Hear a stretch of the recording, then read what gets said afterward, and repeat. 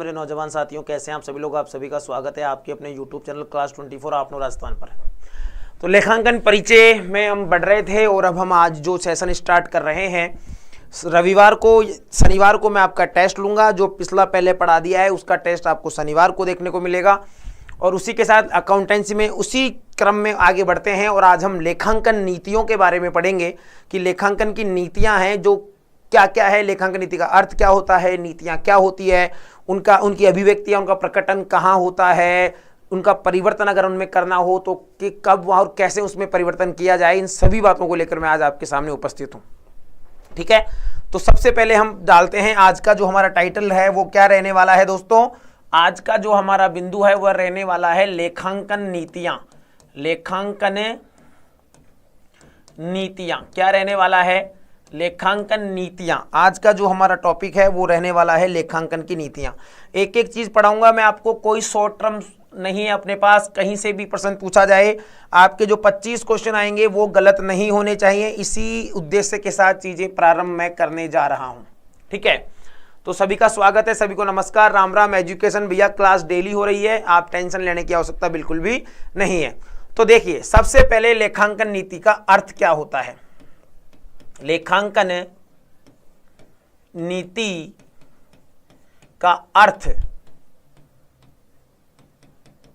पूछ ले कोई आपसे, लेखांकन नीति का अर्थ कोई आपसे पूछ ले तो देखिए, कोई विशिष्ट लेखांकन प्रिंसिपल्स, कोई विशिष्ट लेखांकन सिद्धांत तथा इनको लागू करने की जो विधियां होती है, विशिष्ट लेखांकन सिद्धांत को लागू करने की जो विधियां होती है उसे ही लेखांकन नीति कहा जाता है।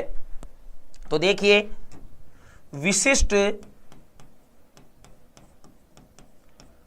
लेखांकन सिद्धांत, विशिष्ट लेखांकन सिद्धांत को लागू करने, विशिष्ट लेखांकन सिद्धांत को लागू करने की विधियां, लागू करने की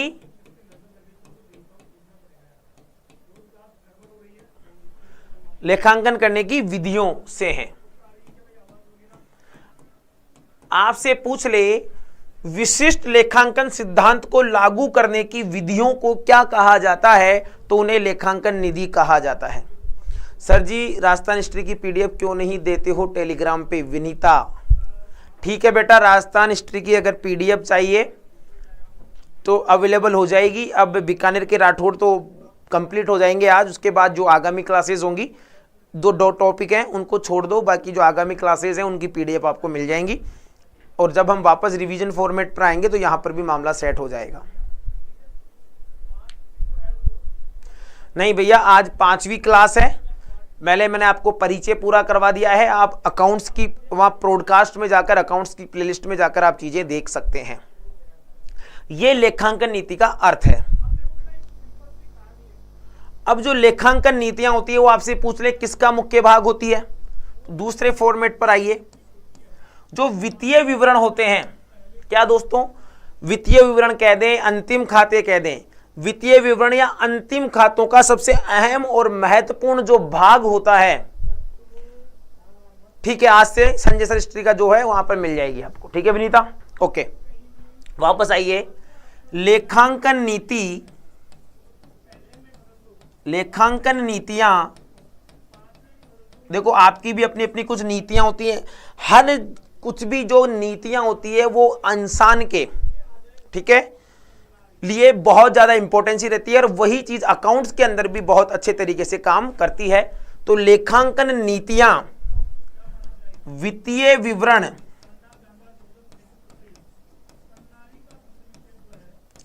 वित्तीय विवरण ऑब्लिक अंतिम खातों का, अंतिम खातों का महत्वपूर्ण भाग होती है। अंतिम खातों का महत्वपूर्ण भाग होती है। लेखांकन नीतियां वित्तीय विवरण या अंतिम खातों का महत्वपूर्ण भाग होती है। हाँ डाल दूंगा भाई, डाल दूंगा दादा, डाल दूंगा। किसी प्रकार की आपको फिर भी कोई समस्या हो तो मुझे व्हाट्सअप कर देना, मुझे व्हाट्सअप कर सकते हैं आप, ठीक है, इस नंबर पे। लेखांकन नीतियां या वित्तीय विवरणों का महत्वपूर्ण भाग होती है लेखांकन नीतियां। चलिए, अब आपके दिमाग में एक चीज आएगी कि मैंने लिखवाया था एएस, अकाउंटिंग स्टैंडर्ड, वहां पर सभी के बारे में बातें की गई है। मैं आपको कुछ अकाउंटिंग स्टैंडर्ड लिखवा भी दूंगा, कौन कौन से अकाउंटिंग स्टैंडर्ड हमें महत्वपूर्ण तौर पर पढ़ने चाहिए, उन चीजों की बात भी हम यहां पर कर लेंगे। तो देखिए, आपसे दो चीजें बनती है, अरे यार वो क्या है, एक तो है लेखांकन नीतियों को कहां दर्शाया जाता है, या लेखांकन नीतियों का प्रकटन, लेखांकन नीतियों का प्रकटन, लेखांकन नीतियों का प्रकटन। हाँ, लेखांकन नीति, अरे तुम तो पढ़ो यार। प्रकटन यानी रिकॉर्डिंग, अभिव्यक्ति, अभिव्यक्ति कौन से अकाउंटिंग स्टैंडर्ड में दी गई है, फैक्ट क्वेश्चन है, ठीक है। अरे यार दीपक पूरा ही करवाऊंगा यार, कितनी बार पूछोगे, सब कुछ पूरा ही करवाऊंगा मैं, अधूरा छोड़ के मेरी गुडविल पर क्यों क्वेश्चन मार्क खड़े करूंगा यार, ठीक है। थोड़ी बहुत जो मार्केट में गुडविल है आप लोगों की वजह से, उस पर क्वेश्चन मार्क थोड़ी खड़ा किया जाएगा। बस तुमसे एक है, चैनल को सब्सक्राइब कर लें, बेल आइकन दबा लें, और कभी इधर उधर आए तो ये नंबर थे मेरे, वहां पर बता दीजिएगा, कभी इधर उधर आए तो मिल लेना भाई, और तो क्या है, ठीक है। लेखांकन नीतियों का प्रकटन या अभिव्यक्ति। दूसरा, इन लेखांकन नीतियों में परिवर्तन करना हो, लेखांकन नीतियों में परिवर्तन। अगर आप अकाउंट्स के विद्यार्थी हैं, अगर आप अकाउंट्स यानी कॉमर्स के विद्यार्थी हैं, मैं आर्ट्स वालों को नहीं छेड़ूंगा, साइंस वालों को भी मैं नहीं छेड़ूंगा, तो आपने अकाउंटिंग स्टैंडर्ड जरूर पढ़े होंगे, ठीक है। तो मुझे एक चीज जल्दी से ये बता दीजिए कि भैया लेखांकन नीतियों का प्रकटन या अभिव्यक्ति कौन से अकाउंटिंग स्टैंडर्ड में दिया गया है, कौन से नंबर के अकाउंटिंग स्टैंडर्ड में बताया गया है, ठीक है। हाँ, तो बताएगा कोई, जवाब देगा, जल्दी से जवाब दीजिए, क्या जवाब रहने वाला है। सेशन को सभी साथी लाइक शेयर भी करें। तो अकाउंटिंग स्टैंडर्ड AS1 में यह बात की गई है। मैंने आपको कुछ फुल फॉर्म्स लिखवाई थी, कुछ शब्दावली लिखाई थी, AICPA, AS, GAAP, तो अकाउंटिंग स्टैंडर्ड। और लेखांकन नीतियों में अगर परिवर्तन की बात की जाएगी तो अकाउंटिंग स्टैंडर्ड 5 में यह बात की गई है, AS5 में, क्लियर है, AS5 में यह बात की गई है।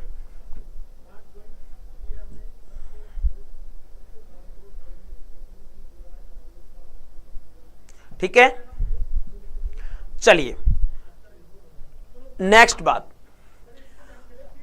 एक बिजनेस की अगर मैं बात करूं, कोई भी बिजनेस है जो हम करना चाह रहे हैं,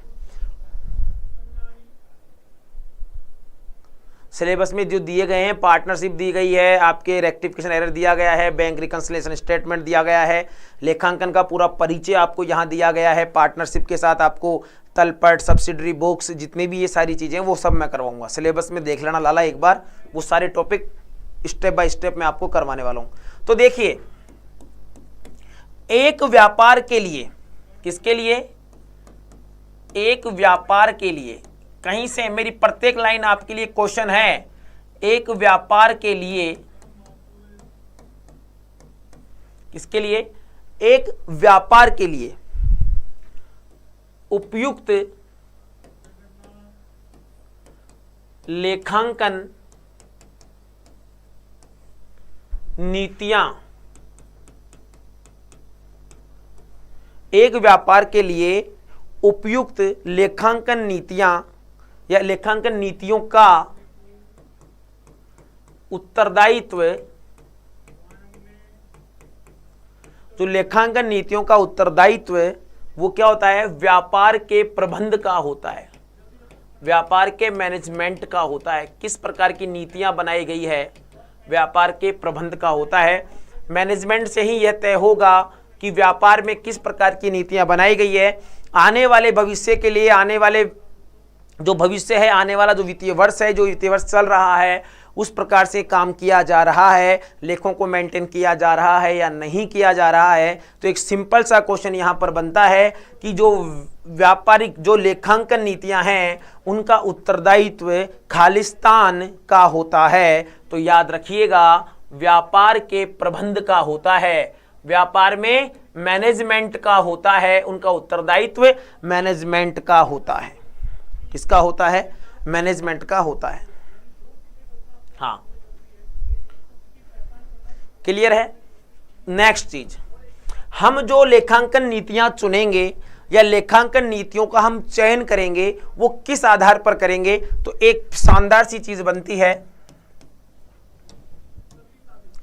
कि लेखांकन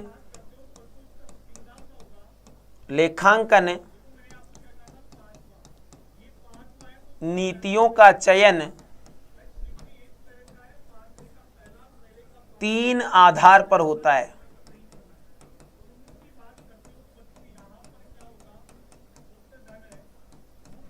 लेखांकन नीतियों का आधार कितने आधार पर होता है? 3 आधार पर।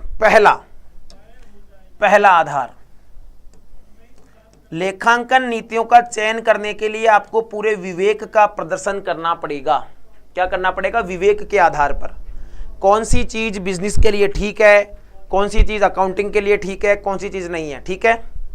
दूसरा, स्वरूप पर सार, डेफिनेशन, कंक्लूजन, सार का वर्चस्व। स्वरूप पर सार का वर्चस्व और एक होती है सारता। यही क्वेश्चन आपसे सिंपल तौर पर यहां से पूछे जाते हैं कि लेखांकन नीतियों के चयन का आधार निम्न में से कौन सा नहीं है। तो याद रखिएगा 3 ही आधार हैं, विवेक, स्वरूप पर सार का वर्चस्व और सारता। क्या है? विवेक, स्वरूप पर सार का वर्चस्व और सारता, ये लेखांकन नीतियों का चयन का आधार है। और 3 आधार पर इनका क्या किया जाता है? 3 आधार पर इनका चयन किया जाता है। हाँ जी,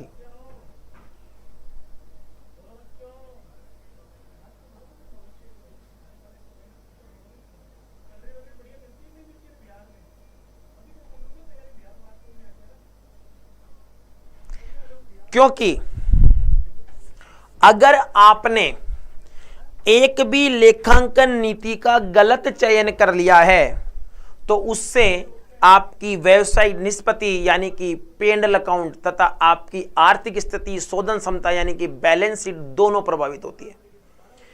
एक लेखांकन नीति के गलत चयन करने से आपका जो वैल्यू है वो ज्यादा मूल्यांकित हो सकती है, कम मूल्यांकित हो सकती है। ठीक है। दूसरा, जो लेखांकन की जो नीतियां हैं उन्हें वर्ष दर वर्ष समान रखना जरूरी है। कहीं नीतियों में वर्ष दर वर्ष आप अनियमितता बरतते हैं तो ये आप वित्तीय विवरणों में तुलना नहीं कर सकते। तो वित्तीय विवरणों में आगे और पीछे वाले वित्तीय विवरणों में तुलना बनाए रखने के लिए आपको वर्ष दर वर्ष समान वित्तीय नीतियों को रखना आवश्यक होगा। ठीक है। आप ऐसा नहीं कर सकते। आप अपने बिजनेस के अकाउंट्स को थोड़ा ऊपर नीचे करने के कारण अपनी स्वार्थ की वजह से लेखांकन नीतियों में परिवर्तन नहीं कर सकते, यानी कि नहीं किया जा सकता है। कुछ जो ये बेसिक बातें हैं जहां से मान लो आपसे डिस्क्राइब करके 4-5 बड़ी बड़ी लाइन देकर प्रश्न पूछ लिया जाए तो वह गलत नहीं होना चाहिए। ठीक है। चलिए नेक्स्ट देखिए, अब मैं लिखवा देता हूं। अपनाई गई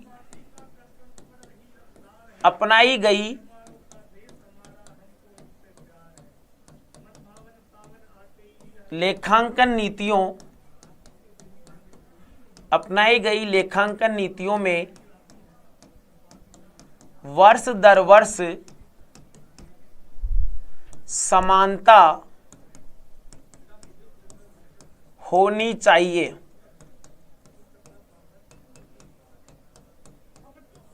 वर्ष दर वर्ष क्या होनी चाहिए, समानता होनी चाहिए, जिससे वित्तीय विवरणों में तुलनीयता बनी रहे, होनी चाहिए, जिससे वित्तीय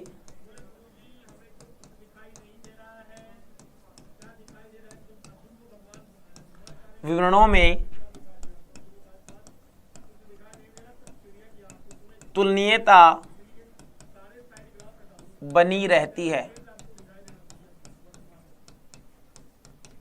जिससे वित्तीय विवरणों में क्या बनी रहती है, समानता यानी तुलनीयता बनी रह सकती है। ठीक है। दूसरी चीज, गलत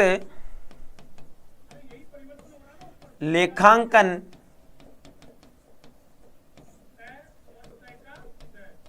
नीति का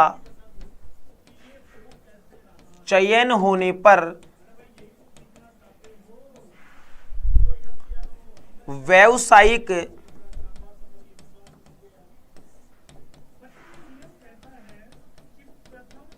निष्पत्ति यानी कि P&L अकाउंट तथा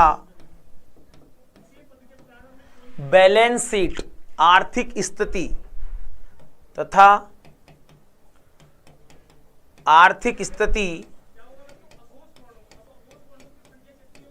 बैलेंस शीट आर्थिक स्थिति बैलेंस शीट दोनों प्रभावित होती है।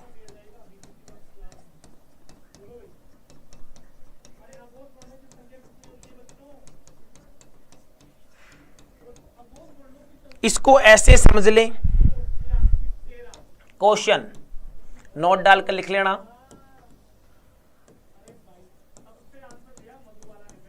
व्यवसाय के दौरान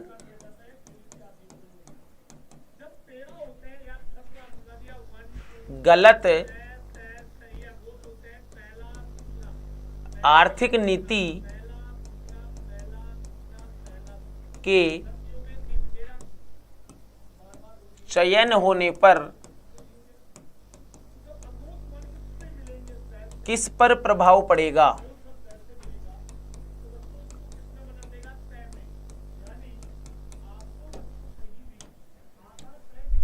एक, तलपट, दूसरा व्यापारिक खाता, तीसरा लाभ हानि खाता, फोर्थ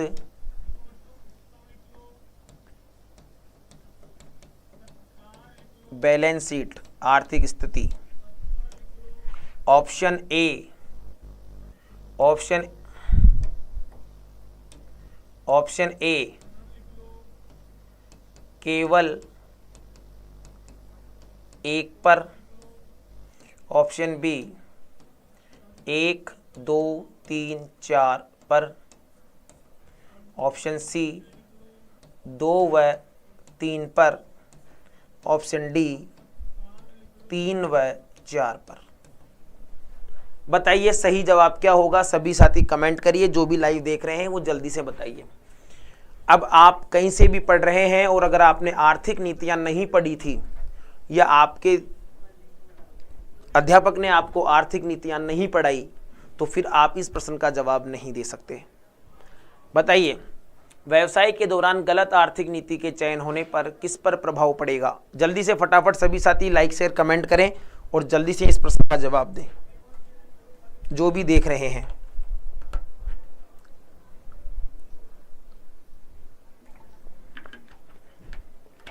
जो विद्यार्थी बाद में भी देख रहे हैं या जो विद्यार्थी बाद में भी देखते हैं, ठीक है, जो विद्यार्थी बाद में भी देखते हैं वो भी ऑफलाइन कमेंट करें। यहाँ पर मैंने आपको जस्ट पहले लिखवाया है कि गलत लेखांकन नीति का चयन होने पर व्यावसायिक निष्पत्ति यानी P&L अकाउंट तथा आर्थिक स्थिति यानी बैलेंस शीट दोनों प्रभावित होती हैं। तो यहाँ पर सही जवाब क्या है, 3 व 4 पर प्रभाव पड़ता है। लाभ हानि खाता और बैलेंस शीट दोनों पर यहाँ पर प्रभाव आपको दिखाई देगा। हाँ, ठीक है, चलिए नेक्स्ट।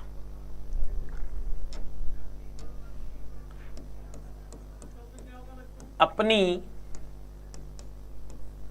सुविधा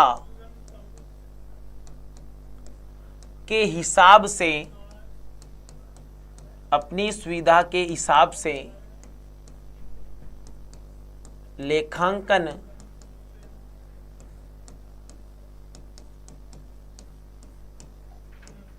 नीति में परिवर्तन नहीं किया जा सकता।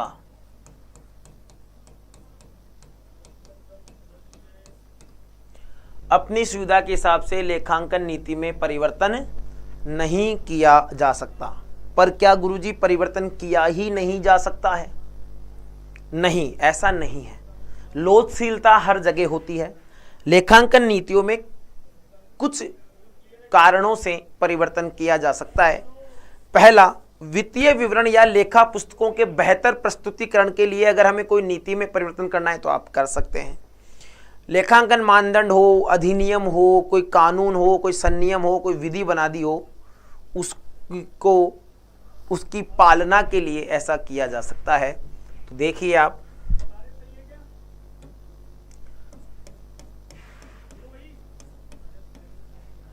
निम्न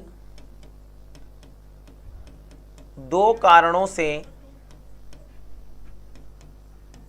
लेखांकन नीतियों में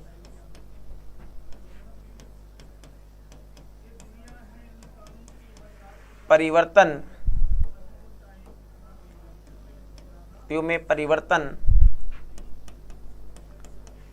किया जा सकता है।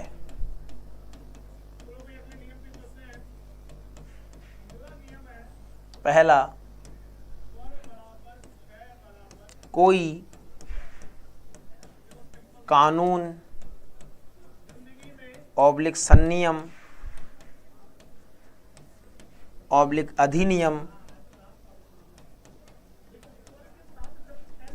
ऑब्लिक लेखांकन मानदंड, कानून संनियम अधिनियम, लेखांकन मानदंड, विधि की पालना करने पर,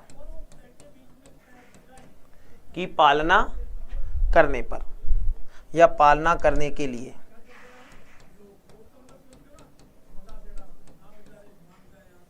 दूसरा, पुस्तकों का वित्तीय विवरण या दूसरा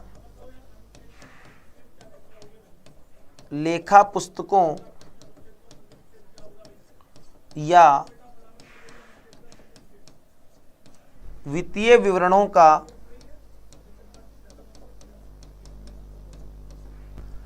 बेहतर प्रस्तुतिकरण करने के लिए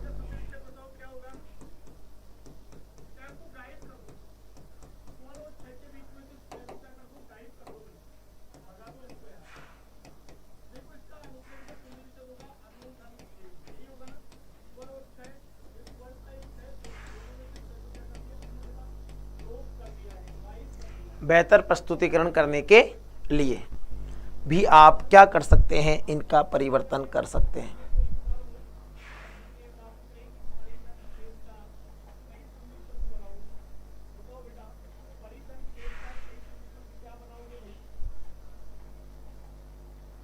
हाँ, क्लियर है? कुंदन नागर बिजनेस मेथड की क्लास होगी 15 तारीख के बाद से। बिजनेस मेथड की क्लास भी हम स्टार्ट करेंगे 15 तारीख के बाद से। ठीक है, क्लियर है भाई यहां तक? चलिए नेक्स्ट देखिए,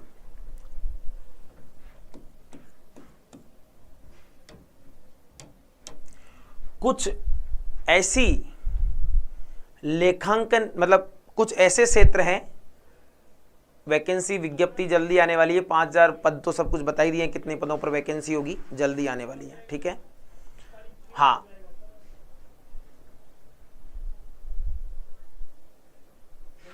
ओके। निम्न क्षेत्र जहां पर, निम्न क्षेत्र जहां पर लेखांकन नीतियों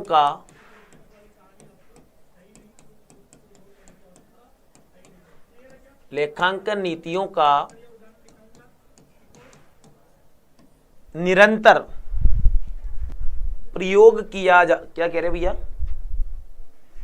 बेटा वैकेंसी मुश्किल से 7 दिन मान ले, नेक्स्ट वीक तक आ ही जाएगी। थोड़ा वो 40% का 15 गुना का कुछ इश्यू चल रहा है अभी, गवर्नमेंट को भी इस चीज का पता है, इससे थोड़ा डिले हो रहा है। निम्न क्षेत्र जहां पर लेखांकन नीतियों का निरंतर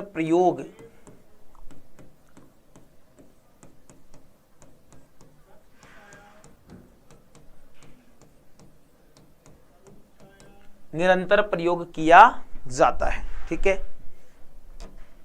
देखो पहले क्षेत्र की बात करें, स्कंद स्टॉक का मूल्यांकन करना हो, वैल्यूएशन करनी हो, मूल्यांकन करना हो। दूसरा इन्वेस्टमेंट,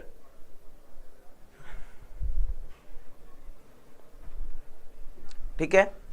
सारता यह है कि बिजनेस का, जो भी बिजनेस है, उस बिजनेस का जितना भी रिकॉर्डिंग से लेकर उसके जो अंतिम खाते बनाए जा रहे हैं, उसके बाद जो उनको जो अकाउंट्स दिए जा रहे हैं बाह्य उपयोगकर्ताओं को, आंतरिक उपयोगकर्ताओं को, उस सब का कंट्रोल निकाल कर कि सब जगह एक समान लेवल से नीतियां अपनाई गई है, कहीं भी किसी प्रकार का कोई परिवर्तन नहीं किया गया है। तो सभी की सारता को ध्यान में रखते हुए, सबके कंक्लूजन को ध्यान में रखते हुए लेखांकन नीतियों का चयन किया जाता है कि साहब ये सब जगह सेम परिस्थिति से फॉलो करेंगी। ठीक है, स्कंद का मूल्यांकन, कोई इन्वेस्टमेंट करना हो, निवेशों का मूल्यांकन, सब एक ही सारता से हो रहा है ना, विवेक से हो रहा है, समानता से हो रहा है।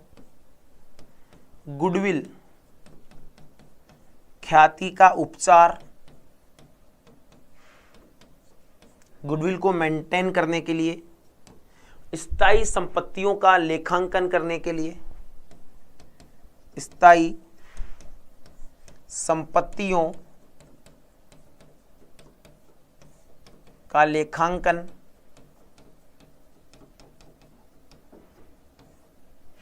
और लास्ट एंड फाइनल है वो है आपका हास रिक्तीकरण या अपलेखन की जो विधियां हैं, वहां पर भी समान नीति अपनाई गई है। ठीक है, अपने अपने जो पैरामीटर्स हैं, हास, रिक्तीकरण व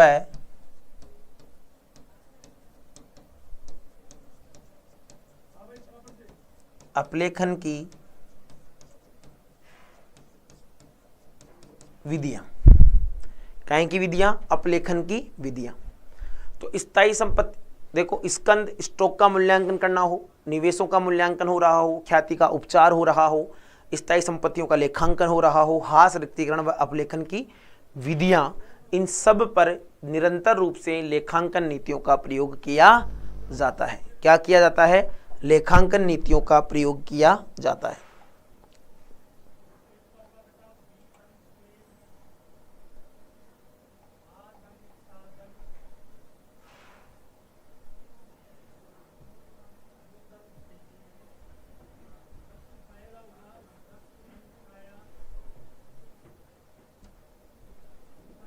हाँ, ठीक है।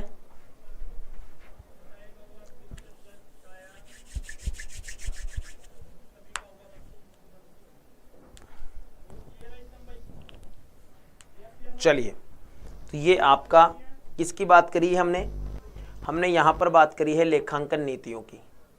किसकी बात करी है हमने? लेखांकन नीति की यहां पर बात करी है। विशिष्ट लेखांकन सिद्धांत को लागू करने की जो विधियां हैं वो लेखांकन नीति के अर्थ के तौर पर आपको पता है। लेखांकन नीतियां वित्तीय विवरण या अंतिम खातों का महत्वपूर्ण भाग होती हैं। लेखांकन नीतियों का प्रकटन AS 1 में दिया गया है और लेखांकन नीतियों में परिवर्तन अकाउंटिंग स्टैंडर्ड 5 में दिया गया है। एक व्यापार के लिए उपयुक्त लेखांकन नीतियों का उत्तरदायित्व व्यापार के मैनेजमेंट से यानी कि प्रबंध से होता है। लेखांकन नीतियों का चयन 3 आधार पर होता है: विवेक के आधार पर, स्वरूप प्रसार के वर्चस्व के आधार पर और सारता के आधार पर। अपनाई गई लेखांकन नीतियों में वर्ष दर वर्ष समानता होनी चाहिए जिससे वित्तीय विवरणों में तुलनीयता बनी रहे। गलत लेखांकन नीति का चयन होने पर व्यावसायिक निष्पत्ति तथा आर्थिक निष्पत्ति दोनों प्रभावित होती हैं। व्यवसाय के दौरान गलत आर्थिक नीति के चयन का ये क्वेश्चन था जो मैंने आपको बताया है। अपनी सुविधा के हिसाब से लेखांकन नीति में परिवर्तन नहीं किया जा सकता। पहला कारण, केवल 2 कारणों से लेखांकन नीतियों में परिवर्तन किया जा सकता है: या तो कोई कानून, संनियम, अधिनियम, लेखांकन मानदंड या विधि की पालना करनी हो, तब भाई आपको ऐसा करना ही पड़ेगा, या लेखा पुस्तकों या वित्तीय विवरणों का बेहतर प्रस्तुतिकरण करने के लिए। निम्न क्षेत्र जहां लेखांकन नीतियों का निरंतर प्रयोग होता है: स्कंद का मूल्यांकन, निवेशों का मूल्यांकन, ख्याति का उपचार, ख्याति संपत्तियों का लेखांकन, हास रिक्तीकरण व अपलेखन की नीतियां।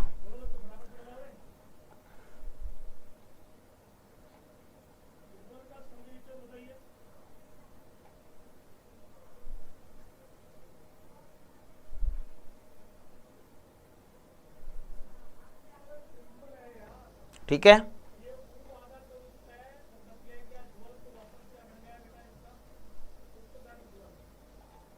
हाँ ठीक है। संजय सर हिस्ट्री के टेलीग्राम चैनल पर आप PDF प्राप्त कर सकते हैं।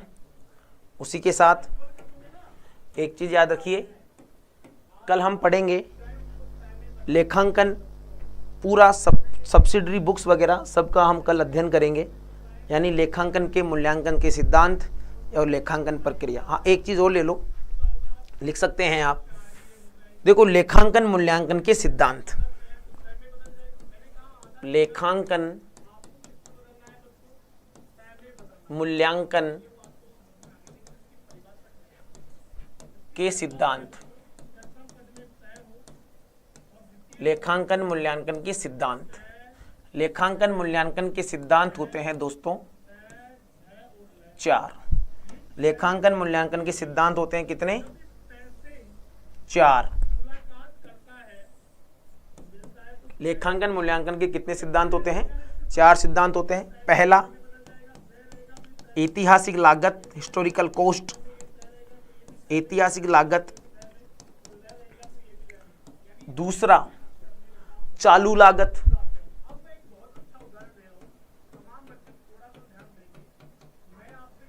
ऐतिहासिक लागत क्या थी, उसकी चालू लागत क्या है, उसका वसूली मूल्य कितना है।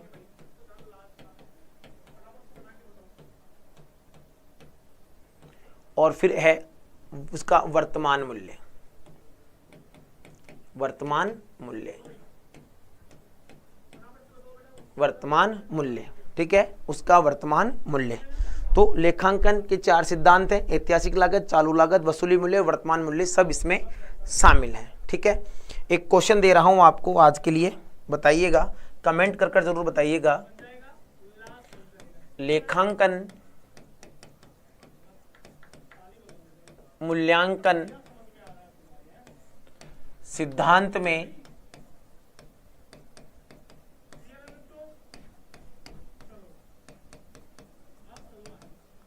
शामिल नहीं है, लेखांकन मूल्यांकन सिद्धांत में शामिल नहीं है।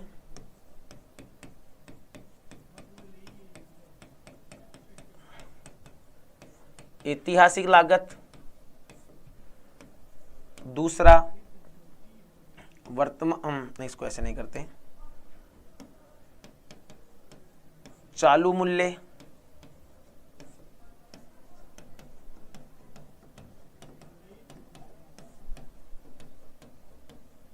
वसूली मूल्य, भावी मूल्य, भावी या भविष्य मूल्य। कमेंट करके बताइएगा। ठीक है, इसका क्या जवाब रहने वाला है। ठीक है, हाँ, कल बात करेंगे लेखांकन प्रक्रिया, लेखांकन की प्रोसेसिंग कैसे होती है, जर्नल, सहायक बही और क्या क्या चीज़ें हैं उनके बारे में कल बात करेंगे। आज के लिए इतना ही। संजय सर हिस्ट्री के टेलीग्राम चैनल पर आपको PDF प्राप्त हो जाएगी। हंसते खेलते मुस्कुराते रहें, स्वस्थ रहें, मस्त रहें, अपनों के साथ रहें। जय हिंद, जय भारत।